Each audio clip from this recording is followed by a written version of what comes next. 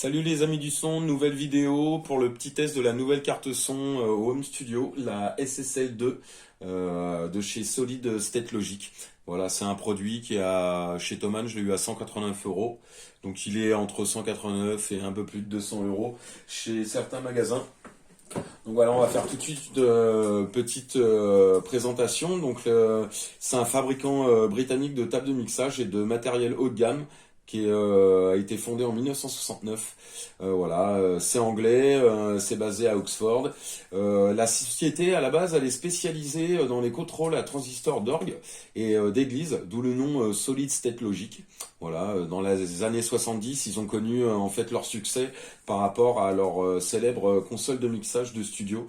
Il y a eu la série 4000, la série 6000, la série 9000.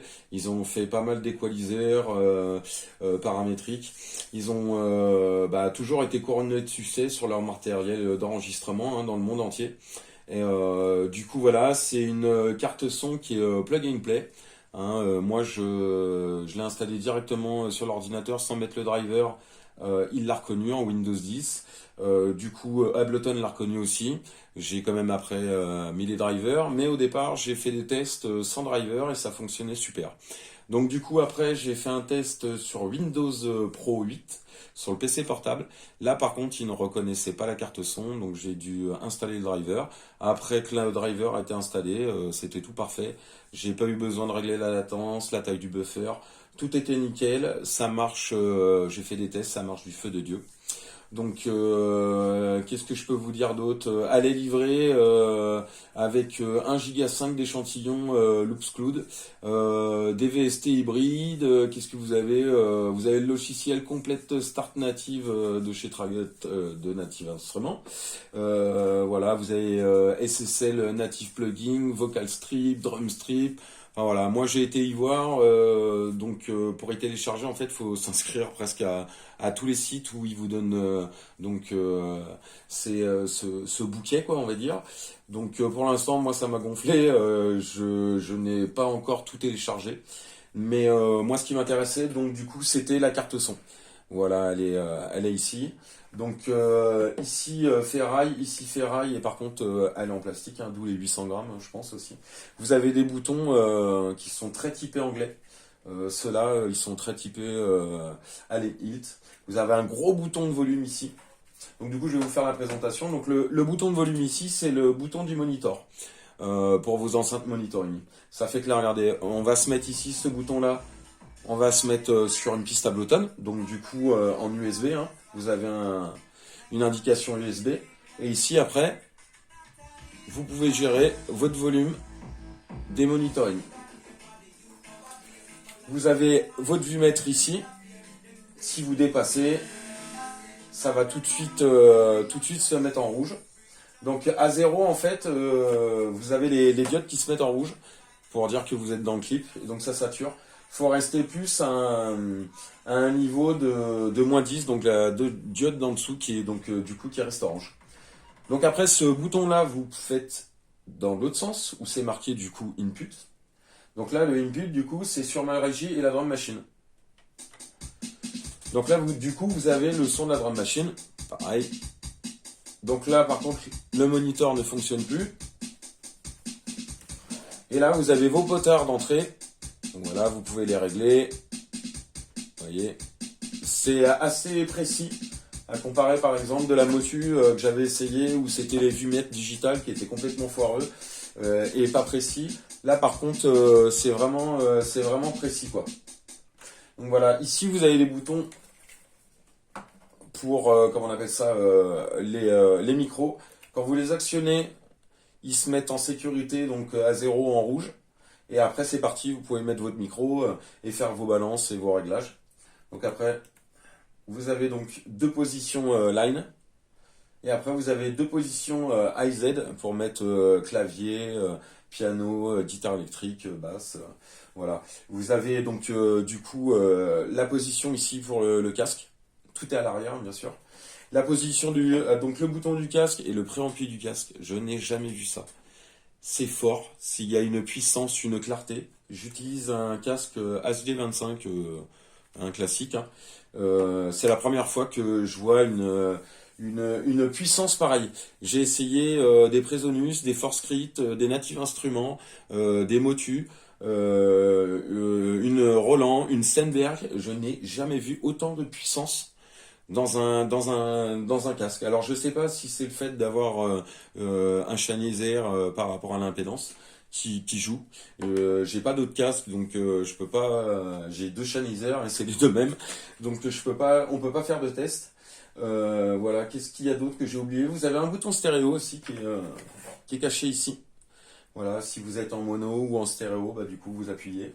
Tout est indiqué, hein, c'est vraiment, on dirait, une carte son faite pour les enfants, parce que tout est bien indiqué. Vous avez les boutons 4K, donc du coup super, super bien ça.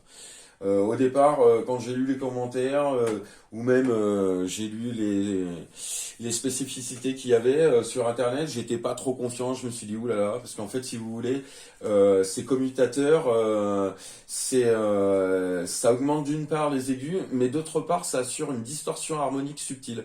Donc, si vous voulez, c'était inclus en fait dans leur première console de studio d'enregistrement, la 4000. C'est pour ça qu'ils ont refait ces boutons 4K pour un petit clin d'œil à la console du coup 4000. Et c'est vraiment formidable, hein. J'ai fait un test avec guitare électrique, chant, avec la drum machine, avec les platines. J'étais pas sûr que un mix vinyle platine, ça allait faire quelque chose. Et ça remet une brillance, une pêche dans les aigus. Mais en même temps, c'est comme si que j'avais utilisé un compresseur limiteur, quoi. C'est assez bluffant, quoi. Franchement, vu qu'à la base, ce n'est pas du tout leur spécificité, eux, ils font beaucoup plus d'équaliseurs et des grandes consoles. Là, c'était un pari qui lançait, en fait, de faire une carte son, on va dire, entrée et moyenne gamme, pour pouvoir concurrencer Forscrit et Motu, hein, tout simplement. Je pense que le pari est réussi parce que j'ai essayé toutes les autres. Et franchement, celle-là, en 24 heures que je l'ai essayée et que j'ai fait des tests, elle s'est jamais déconnectée. Il n'y a jamais eu un problème avec Ableton. Quand vous l'installez, on n'entend plus le PC. Il n'y a plus de bruit aucun. Le son qui sort de la monitoring, en fait, si vous sortez pas de la musique, il n'y a pas de bruit de fond, il n'y a pas de souffle, il n'y a rien. C'est impressionnant. Pour 189 euros, avec toutes les autres que j'ai essayées, les autres, j'avais que des problèmes. Ça se déconnectait. J'avais des problèmes quand je mettais la souris, je faisais trop de trucs avec l'ordinateur. Là, celle-là, c'est du plug and play. Pour tous les gens en fait qui ont un peu du mal à paramétrer des cartes son, qui savent pas trop y faire, franchement je la conseille. Tout le monde peut s'en servir. Il n'y a pas besoin d'être ingé son. Voilà, on verra si au niveau solidité elle tient le choc. Moi j'ai vu sur les commentaires que les gens disaient que ça faisait 5 ans qu'ils l'avaient et qu'elle tournait non-stop. Et qu'elle a été allumée H24 dans les studios et qu'elle était toujours présente. Donc voilà, à ce qui paraît, les drivers, ils sont assez bien, ils ont pas de soucis à comparer d'autres fabricants. Donc voilà, que dire de plus? Les défauts. Bon bah les défauts, honnêtement, il n'y en a pas quoi. Le son il est terrible. Qu'est-ce que je pourrais dire si je trouve que le câble du coup USB qui va jusqu'à l'ordinateur, il est un peu court. Alors peut-être qu'ils l'ont fait court pour éviter d'avoir de la latence ou perte de son, je sais pas. Il y a ça, le fait de pas avoir non plus l'option on-off de pouvoir l'éteindre quand on veut pas des fois forcément écouter de la musique ou voilà, s'en servir. Ça aurait été pas mal plutôt qu'à chaque fois débrancher sur le PC, le USB. Voilà, sinon c'est une très bonne machine et je pense que je vais refaire beaucoup d'enregistrements, beaucoup de mix d'avant pour les reprendre et voir les différences. Et déjà sur Ableton, j'ai fait des comparaisons d'enregistrement en fait avec le 4K, sans 4K, en passant donc par cette carte son ou en passant par mon ancienne carte son Native Instruments. Et c'est complètement différent. Le son, il y a rien à voir. Donc voilà, je le redis, elle vaut 189 euros. Et franchement, c'est pas ce qu'elle vaut parce que quand vraiment en fait elle va être, je pense, connue, elle va dépasser ouais les Forscrit, hein. Moi j'ai tout le monde idolâtre Forscrit. Sur Thomann, on voit qu'il y a nombre de personnes qui l'ont acheté, mais quand on voit en fait tous les gens en fait qui disent moi j'ai des problèmes, il y a ci, il y a ça, je trouve qu'on payait 250 euros. Bon après celle-là, à comparer, pour 189 euros, derrière il n'y a pas de prise MIDI, vous n'avez pas là deux prises casque, vous avez le simple rudiment quoi. Par contre, vous pouvez prendre la SSL 2 Plus, où celle-là, elle est plus complète, elle est un peu plus chère. Donc vous avez les prises MIDI, vous avez deux prises casque, avec deux prises de volume, deux boutons de volume de casque. Donc voilà, ils ont fait deux modèles.